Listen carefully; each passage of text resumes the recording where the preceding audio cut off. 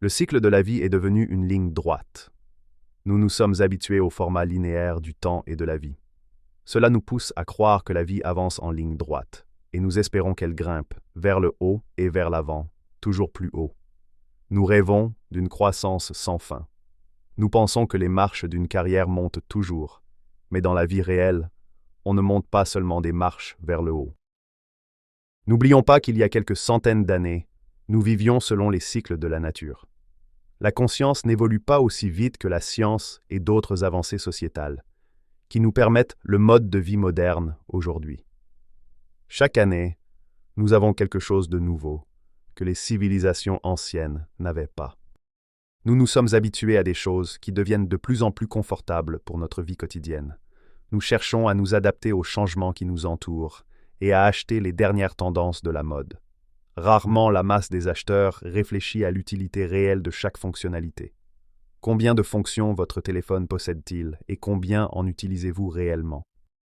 Il est peu probable que vous utilisiez la plupart d'entre eux. Et même si vous les utilisez, il se peut qu'ils n'aient pas la valeur de ce que vous avez payé pour le téléphone. Puisque les avancées technologiques ne dépendent pas de nos désirs ni besoins, nous en pâtissons tous. Pourquoi j'en parle? Utilisez votre argent pour réaliser vos rêves, plutôt que d'accumuler des objets qui, dans un an, ne vous serviront plus. Beaucoup de gens dépensent leur argent comme s'ils étaient en pilote automatique et sous son contrôle. Pensez à vos dépenses liées aux cycles évoqués et imaginez dépenser cet argent autrement. Par exemple pour voyager, pour des aventures ou pour le développement personnel. Dépenser régulièrement votre argent ne crée rien de nouveau, mais il est difficile, pour les êtres humains, de changer leurs habitudes. Et les habitudes de dépenses ne dérogent pas. Pourquoi changer ces habitudes? Car, pour la même somme d'argent, vous pouvez obtenir bien plus en retour. Vous n'avez pas toujours besoin de gagner plus d'argent. Si vous dépensez avec créativité et efficacité, vous pouvez avoir une vie meilleure que quelqu'un qui dépense son argent sans penser. On raconte l'histoire d'une personne très riche, qui rénove vraiment sa maison 2 fois par an, et cela depuis près de 15 ans.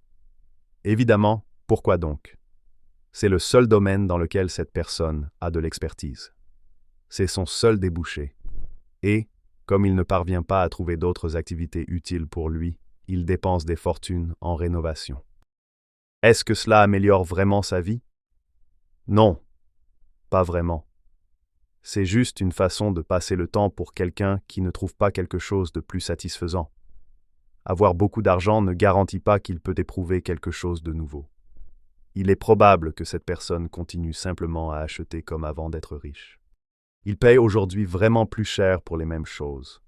Si vous avez un endroit de vacances favori, vous visiterez toujours chaque année.